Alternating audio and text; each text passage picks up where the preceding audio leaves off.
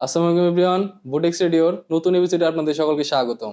আমি হোস্ট হিসেবে আছি মোহাম্মদ শাহরিয়ার রহমান প্রান্ত এবং আমাদের আজকের অতিথি 2026 আইটিইটি নির্বাচনে সাংগঠনিক সম্পাদক পদে জিজি প্যানেল হতে মনোনীত ইঞ্জিনিয়ার মোহাম্মদ মইদুল ইসলাম ভাই। চলুন তার থেকে শুনে নিই আমরা তার ব্যক্তি জীবন, কর্মজীবন এবং আসন্ন নির্বাচন সম্পর্কে তার ভাবনা। আসসালামু আলাইকুম ভাই, বুটেক্স রেডিওতে আপনাকে স্বাগতম। কেমন আছেন? ওয়ালাইকুম সালাম। আলহামদুলিল্লাহ ভালো আছে। ধন্যবাদ বুটেক্স রেডিও এবং এর সদস্যদের। শুরুতেই আপনার পরিচয় দিয়ে শুরু করতে চাই, আপনি যদি আপনার পরিচয়টা আমাদেরকে দর্শকদের কাছে বলতেন আর কি। আমি প্রকৌশলী মোহাম্মদ মইদুল ইসলাম মঈদ, ব্যবস্থাপনা পরিচালক, ইমটেক সলিউশনস বিডি লিমিটেড। আমি 30তম ব্যাচের ছাত্র। আপনার ক্যারিয়ারে টেক্সটাইল টুডের পাশাপাশি আপনি ডাইস্টার এবং হান্টসম্যানের মতো আন্তর্জাতিক ব্র্যান্ডের সাথে কাজ করেছেন এবং বর্তমানে একটি প্রতিষ্ঠান পরিচালনা করছেন। এই দীর্ঘ যাত্রায় সবচেয়ে গুরুত্বপূর্ণ শিক্ষণীয় বিষয়টা কী ছিল বলে আপনি মনে করেন, যদি আপনাদের দর্শকের উদ্দেশ্যে কিছু বলতেন? ধন্যবাদ প্রান্ত। ধন্যবাদ। অ্যাকচুয়ালি লাইফের প্রত্যেকটি জিনিস হচ্ছে গুরুত্বপূর্ণ। আমি আমার দীর্ঘ ক্যারিয়ার জীবনের সবচেয়ে যে গুরুত্বপূর্ণ শিক্ষাটা পেয়েছি সেটা হচ্ছে অনেস্টি, হার্ডওয়ার্ক এবং কমিউনিকেশান স্কিলস। এই তিনটে জিনিস থাকলে যে কেউ তার ক্যারিয়ারে সাকসেস হতে অবশ্যম্ভাবী। বর্তমানে আপনি এমটেক সলিউশনস বিডি লিমিটেডের ম্যানেজিং ডিরেক্টর হিসেবে আছেন। চাকরি থেকে বের হয়ে উদ্যোক্তা হওয়ার এই বিষয়টা শুরুর দিকে কীরকম চ্যালেঞ্জিং ছিল, এই বিষয়ে যদি একটু কিছু বলতেন। আসলে চাকরি থেকে উদ্যোক্তা হওয়াটা খুব কঠিন এবং চ্যালেঞ্জিং এবং সাহসেরও ব্যাপার। সবাই তো চায় এন্টারপ্রেনার হতে, কিন্তু সাহসটা হচ্ছে ইম্পর্টেন্ট। সাহস থাকলে যে কেউ যে কোনো ক্ষেত্রে সাকসেসফুল হবেই। যেমন আমি বলেছি, অনেস্টি, হার্ডওয়ার্ক এবং কমিউনিকেশন স্কিলস, এই তিনটে যার ভিতরে থাকবে সে সাকসেসফুল হবেই। দীর্ঘ 12 বছরের চাকরি জীবন শেষে আমার ব্যবসা প্রতিষ্ঠানের বয়স আনুমানিক 6 বছর। এই 6 বছরে অনেক কিছুই আমি শিখেছি, অনেক কিছু জেনেছি এবং অনেক কিছু শেখার চেষ্টা করছি। এবং আপনারা হয়তো অনেকে জানেন, যারা সেলস জব করে তাদের ফাইনাল একটা ডেস্টিনেশন থাকে নিজে যে কোনো কোম্পানির ওনার হওয়া। আমি সেই জিনিসটাই বেছে নিয়েছি এবং আমি সাহস নিয়ে শুরু করেছি। সেক্ষেত্রে আমার ফ্যামিলির থেকে একটা সাপোর্ট পেয়েছি এবং মার্কেটে যে সমস্ত প্রকৌশলী কাজ করেন, যেহেতু আমি এর আগে একটা মাল্টিন্যাশনাল কোম্পানিতে কাজ করেছি, সেই সুবাদে অনেকের সাথে আমার পরিচিতি ছিল। এই জন্যে আমি বললাম কমিউনিকেশান স্কিলসটা হচ্ছে অত্যন্ত গুরুত্বপূর্ণ। এই সব কিছুই আমাকে আমার ক্যারিয়ারে বাইরে আমার কোম্পানিতে, আমি যে কোম্পানি স্টার্ট করেছি এই কোম্পানিতে সহায়ক ভূমিকা হিসেবে কাজ করেছে। আপনি আইটিটের 13তম কাউন্সিলে ক্রীড়া ও সাংস্কৃতিক বিষয়ক সম্পাদক হিসেবে দায়িত্ব পালন করেছেন। আপনি এই দায়িত্ব পালনকালীন সময়ে কোন বিষয়টিকে সবচেয়ে সফল বলে মনে করছেন আপনার কাজের ক্ষেত্রে, একটু যদি বলতেন। সত্যি কথা বলতে কি, আমি স্টুডেন্ট থাকা অবস্থায় বিভিন্ন সংগঠনের সাথে জড়িত ছিলাম, বিভিন্ন পলিটিক্যাল সংগঠনের সাথে জড়িত ছিলাম। আমি সোশ্যাল অর্গানাইজেশন বাঁধনের মতো ব্লাড ডোনেশন অর্গানাইজেশনের সাথে জড়িত ছিলাম। সেই সুবাদে আমি অনেকেরই কাছে পছন্দের মানুষ ছিলাম। এই কারণে আমি 13তম কাউন্সিলে স্পোর্টস ও কালচারাল সেক্রেটারি হিসেবে প্রতিদ্বন্দ্বিতা করেছি। সবারই ভালোবাসা এবং ভোটের মাধ্যমে আমি নির্বাচিত হয়েছি। এবং আমার ইতিপূর্বে যারা এই দায়িত্ব পালন করেছিলেন তারাও খুব ভালোভাবে ওনাদের দায়িত্ব সম্পন্ন করেছেন। এবং আমি যে জিনিসটা করেছি, এই স্পোর্টস সেক্টরটাকে আইটিটির ব্যানারে আরও উজ্জীবিত করার চেষ্টা করেছি। আমি যে টুর্নামেন্টগুলো অ্যারেঞ্জ করেছি, এই টুর্নামেন্টগুলো যথেষ্ট উৎসবমুখর পরিবেশে সম্পন্ন হয়েছে।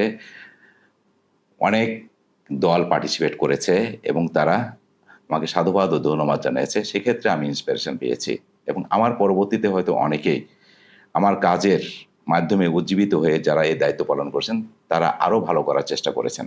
যে কোনো কাজ সফল হওয়ার পিছনে আর একটা গুরুত্বপূর্ণ বিষয় হলো দলমত সকলের স্বতঃস্ফূর্ত অংশগ্রহণ। এবং আমি মনে করি আমি যে টুর্নামেন্টগুলো অ্যারেঞ্জ করেছিলাম এখানে সবারই অংশগ্রহণ। আমি এই কাজটিকে সফল এই কারণে বলবো, কারণ আমার ট্রেনারিতে যে সমস্ত টুর্নামেন্ট অনুষ্ঠিত হয়েছে সেখানে সকলের স্বতঃস্ফূর্ত অংশগ্রহণ ছিল দলমত নির্বিশেষে এবং সবাই খুব এনজয় করেছে, সবাই আমাকে ধন্যবাদ দিয়েছে। এ কারণে আমি মনে করব আমার টুর্নামেন্টগুলো সফল হয়েছে এবং আমি একজন সফল ক্রীড়া ও সংস্কৃতি বিষয়ক সম্পাদক ছিলাম সেই সময়ের। আপনি আইটিটির অন্তর্বর্তীকালীন কমিটির সময় সমাজ কল্যাণ ও ইভেন্ট ম্যানেজমেন্টে স্ট্যান্ডিং কমিটির সদস্য সচিব হিসেবে দায়িত্ব পালন করেছেন। সেই সময়কাল সদস্যদের মাঝে কি সমস্যাগুলো আপনি নিজে পর্যবেক্ষণ করেছিলেন বা খেয়াল করেছিলেন সেগুলো যদি একটু বলতেন। অ্যাকচুয়ালি আমি যে লাস্ট কমিটি মিন্স ইন্টিরিয়র কমিটির সমাজ কল্যাণ বিষয়ক ও ইভেন্ট ম্যানেজমেন্ট কমিটির স্ট্যান্ডিং কমিটির সদস্য সচিব হিসেবে ছিলাম, এটা খুব শর্ট সময়ের জন্য এবং আমি এখনও আছি। এবং আমাদের নির্বাচন হয়ে গেল, নতুন যে কমিটি আসবে সেখান থেকে যে প্রতিনিধি নির্বাচিত হবে সে এই দায়িত্বটা পালন করবে। আমি সদস্যদের ভিতরে একটা অনীহা দেখতাম, কারণ তারা সবসময় আমাকে বলতো আগের থেকে যে আইটিটির বিভিন্ন প্রোগ্রামগুলোতে খাবার দাবারের শর্ট পড়ে। তা আমি সব থেকে এই জিনিসটাকে গুরুত্ব দিয়েছি যাতে কোনোভাবেই খাবার শর্ট না পড়ে। এ কারণে সবসময় যে পরিমাণ উপস্থিতি আমরা চিন্তা করতাম তার থেকে একটু বেশি অ্যারেঞ্জ করতাম যাতে কোনোভাবেই খাবার শর্ট না পড়ে। এভাবে আমি এই ইন্টারমিডিয়েট কমিটির 3টা গুরুত্বপূর্ণ প্রোগ্রাম সম্পন্ন করেছি। 2 বছরে 2টা ইফতার পার্টি এবং একটা পিঠা উৎসব। আপনি আসন্ন আইটিটি নির্বাচনে জিজি প্যানেল হতে মনোনীত সাংগঠনিক সম্পাদক পদে নির্বাচন করছেন। এই মুহূর্তে আইটিতে আপনার সবচেয়ে বড় সাংগঠনিক চ্যালেঞ্জ কি মনে হয়? যে কোনো সংগঠনের বেশ কিছু সাংগঠনিক চ্যালেঞ্জ থাকে। এই মুহূর্তে আমাদের আইটিটির যে সাংগঠনিক চ্যালেঞ্জ, আইটিটির সদস্যদের ভোটার হওয়ার প্রতি অনীহা। আমরা জানি আমাদের অভিজ্ঞ প্রকৌশলী যারা আছেন তারা মেম্বার হয়েছেন, বাট আমাদের তরুণ প্রজন্ম তারা মেম্বার হয় নাই বা হওয়ার প্রতি অনীহা প্রকাশ করছে। এটার অন্যতম কারণ গত 13 বছর আমাদের নির্বাচন হয় নাই, এ কারণে তারা আইটিটি সম্পর্কে ভালো ধারণা নাই তাদের। এই যে জিনিসগুলা, এই অনীহাগুলা আমরা আমাদের কাজের মাধ্যমে দূর করতে চাই। যেখানে তরুণদের আমাদের উৎসাহিত করতে হবে আইটিটি সদস্য হলে কী হবে। এবং আমরা জানি আমাদের টেক্সটাইল ব্রাদারহুড, এই ব্রাদারহুডগুলো সম্পর্কে তারা অনেকের ধারণা হয়তো খুব কম, বাট আমরা আমাদের কাজের মাধ্যমে, আমরা আমাদের প্রচারের মাধ্যমে অভিজ্ঞ প্রকৌশলী, প্রবীণ প্রকৌশলী তরুণদের সাথে একটা ব্রিজ তৈরি করব যারা আইটিটির প্রতি ভালো ধারণা রাখবে, আইটিটির প্রতি আগ্রহ তৈরি হবে এবং আমরা আইটিটি তথা টেক্সটাইল সেক্টরকে আরও গতিশীল এবং শক্তিশালী করতে পারবো।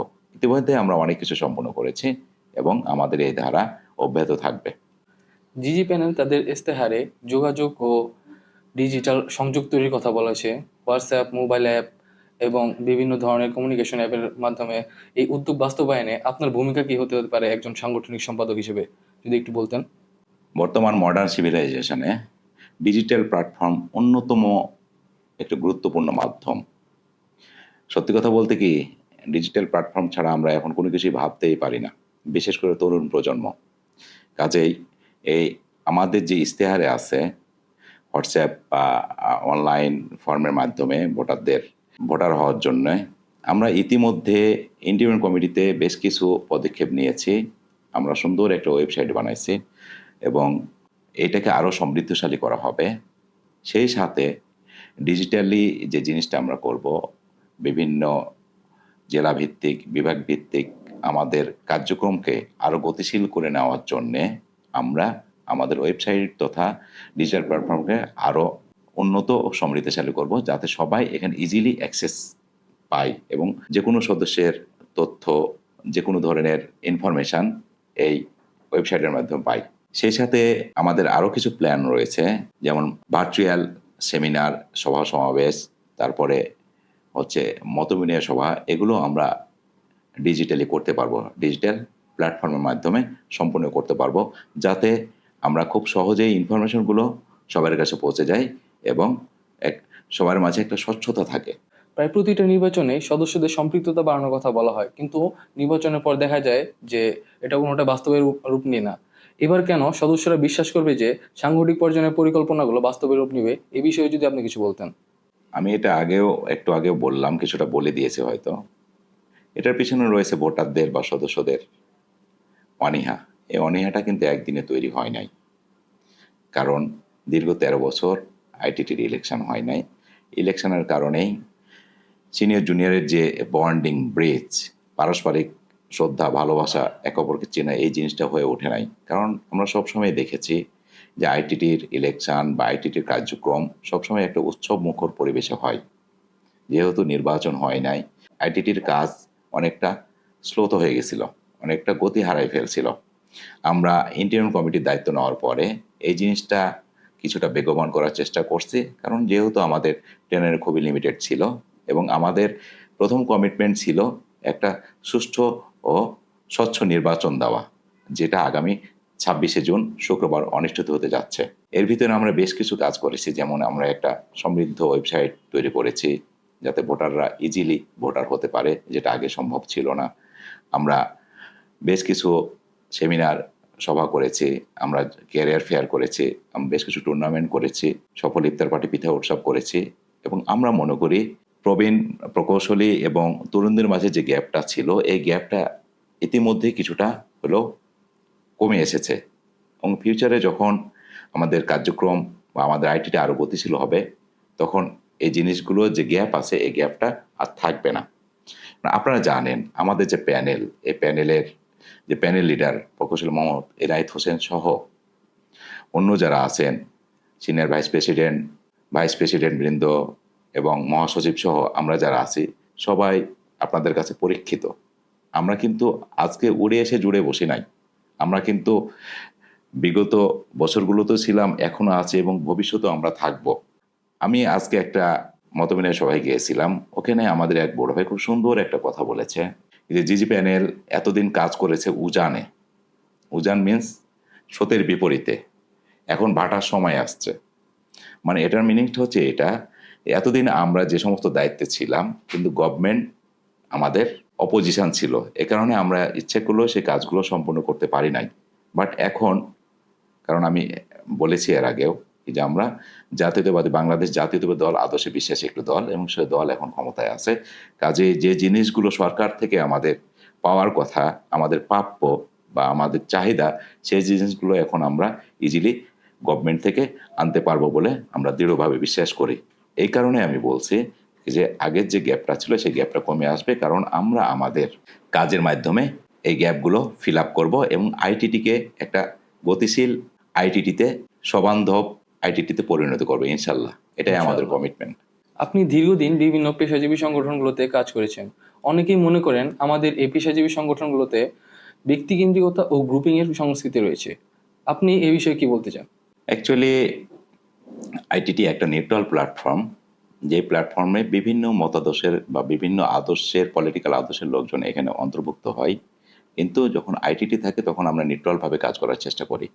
এবং আপনারা ইতিমধ্যেই জেনেছেন আমাদের প্যানেল লিডার প্রকৌশলী মোহাম্মদ এনায়েত হোসেন, প্রেসিডেন্ট ক্যান্ডিডেট, উনি অলরেডি বলেছেন রাজনীতি যার যার, আইটিটি সবার। এবং আমরা এই স্লোগানকেই ধারণ করি।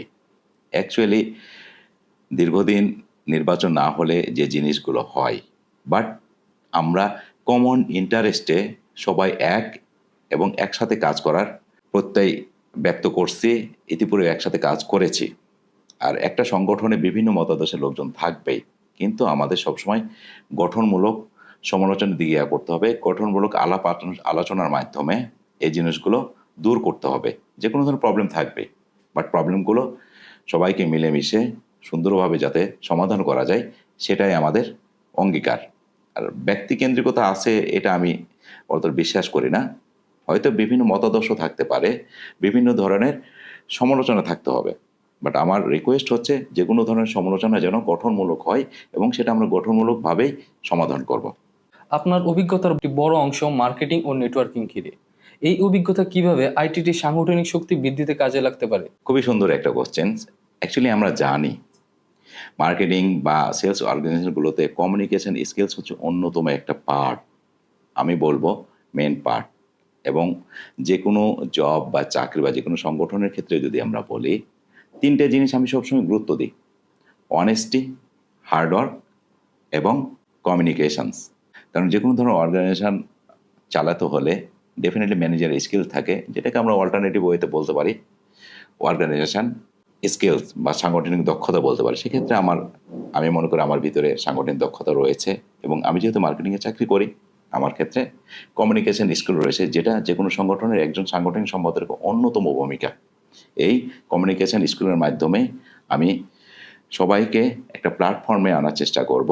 ভোটারদের বিভিন্ন অঞ্চল ভিত্তিক, জেলা ভিত্তিক, যে কোনো সবাইকে একটা প্ল্যাটফর্মের ভিতরে আমি নিয়ে আসার চেষ্টা করব। ইতিমধ্যে আমরা আমাদের এই পর্বের শেষের দিকে চলে আসছি। তো এই শেষ পর্যায়ে আপনি যদি আসন্ন আইটিটি নির্বাচনে সদস্যদের উদ্দেশ্যে কিছু বলতেন।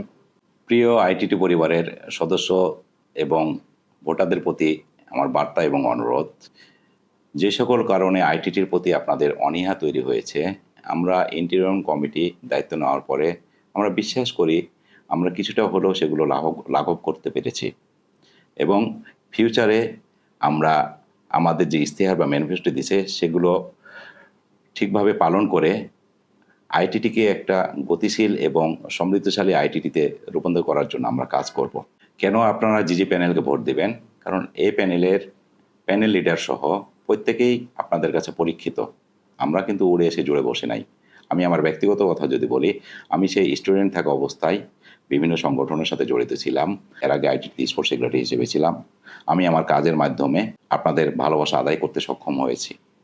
কাজেই আগামী 26শে জুন বুটেক্স ক্যাম্পাসে অনুষ্ঠিত আইটিইটি ইলেকশন 2026 15তম কার্যনির্বাহী পরিষদের নির্বাচন, এই নির্বাচনে আপনারা স্বতঃস্ফূর্ত অংশগ্রহণ করবেন, উৎসবমুখর পরিবেশে ভোট দিবেন এবং আপনাদের মনোনীত প্রতিনিধি নির্বাচিত করবেন। আমি জিজি প্যানেল থেকে প্রতিনিধিত্ব করছি, তাই আমি জিজি প্যানেলের জন্য আপনাদের কাছে সমর্থন, দোয়া ও ভোট প্রত্যাশা করছি। আপনাদের সবার সদয় অবগতির জন্য জানাচ্ছি, আপনারা সবাই আমাকে মঈদ নামে চিনেন, কিন্তু ব্যালট পেপারে আমার নাম মঈদ থাকবে না। ব্যালট পেপারে আমার নাম থাকবে প্রকৌশলী মোহাম্মদ মঈদুল ইসলাম, সাংগঠনিক সম্পাদক পদপ্রার্থী, জিজি প্যানেল। আমি বলতে চাই, দক্ষ দেখে পক্ষ নিন, জিজি প্যানেলে ভোট দিন। 26শে জুন সারাদিন জিজি প্যানেলে ভোট দিন। ধন্যবাদ ভাই আপনাকে এতক্ষণ বুটেক্স রেডিওর সাথে থাকার জন্য। ধন্যবাদ বুটেক্স রেডিও এবং এর সদস্যদের প্রতি শুভেচ্ছা ও আন্তরিক শুভকামনা। ধন্যবাদ সবাইকে। আসসালামু আলাইকুম। ধন্যবাদ দর্শকবৃন্দ এতক্ষণ আমাদের সাথে থাকার জন্য। আবার দেখা হবে নতুন কোনো এপিসোডে নতুন কোনো গল্প নিয়ে। ততদিন পর্যন্ত আমাদের সাথেই থাকুন। ধন্যবাদ। আসসালামু আলাইকুম।